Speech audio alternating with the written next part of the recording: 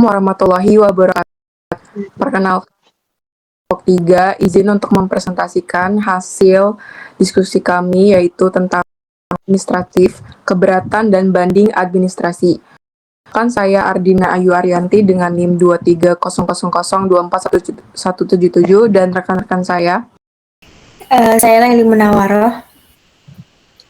Saya Nafisa Ilmiati 230241198. Saya Rajima Sinaisi 230241178. Saya Juwita Zilfa Kurniasari 230242440. Latar belakang. Dalam sistem hukum administrasi di Indonesia, penyelesaian sengketa administrasi negara tidak serta-merta langsung dibawa ke Pengadilan Tata Usaha Negara (PTUN). Negara memberikan jalur awal berupa upaya administratif yang mencakup keberatan dan banding administratif. Mekanisme ini bertujuan untuk menyediakan penyelesaian secara internal dalam sistem birokrasi sebelum persoalan dibawa ke ranah peradilan. Upaya administratif diatur dalam berbagai peraturan seperti UU Nomor 5 Tahun 1986 tentang PTUN dan UU Nomor 30 Tahun 2014 tentang Administrasi Pemerintahan. Pasal 75 dan 76 UU Administrasi Pemerintahan menyebut bahwa individu yang dirugikan oleh keputusan administratif dapat mengajukan keberatan kepada pejabat yang bersangkutan, dan jika tidak memuaskan dapat mengajukan banding kepada atasannya. Namun, meski bertujuan untuk efisiensi dan perlindungan hukum, pelaksanaannya masih belum optimal karena sejumlah kendala seperti kurangnya pemahaman masyarakat, rendahnya independensi lembaga pemerintah, serta belum adanya SOP yang beragam. Oleh karena itu, kajian mendalam terhadap keberatan dan banding administratif sangat penting dilakukan untuk mendorong reformasi penyelesaian sengketa administratif di Indonesia. Selanjutnya akan dilanjut dengan rekan saya. Selanjutnya, perbedaan antara keberatan dan banding administratif dalam sistem hukum administrasi di Indonesia. Perbandingan berarti menilai dua hal yang sama dalam suatu hal tertentu, dan perbandingan berarti menyamakan dan membedakan dua hal atau lebih. Perbandingan administrasi negara itu adalah bidang ilmu pengetahuan yang menggunakan metode perbandingan untuk mempelajari sistem pelayanan dan penyelenggaraan negara. Terdapat perbedaan dalam hukum administrasi negara, sehingga dilakukan perbandingan yang dimaksudkan untuk memadankan corak administratif ragam konteks, seperti mengkomparasi administrasi negara pro dan pos kemerdekaan negara. Administrasi tradisional dalam administrasi modern.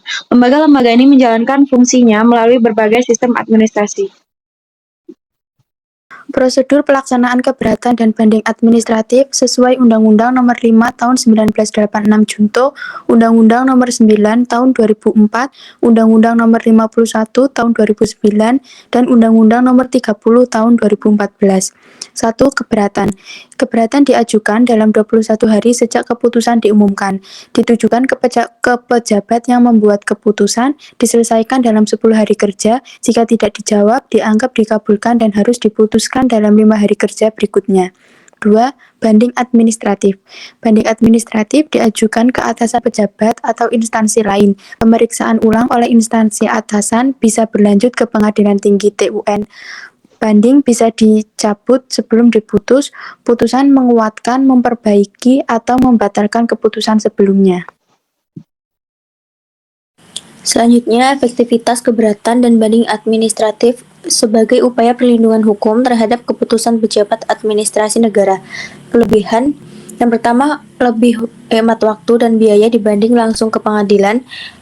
Kedua, bisa mengurangi beban perkara di pengadilan karena jadi jalur awal penyelesaian. Tiga, memberi kesempatan bagi masyarakat untuk protes secara resmi tanpa harus langsung gugat. Empat, prosesnya lebih fleksibel dan informal, tidak serumit proses hukum di pengadilan.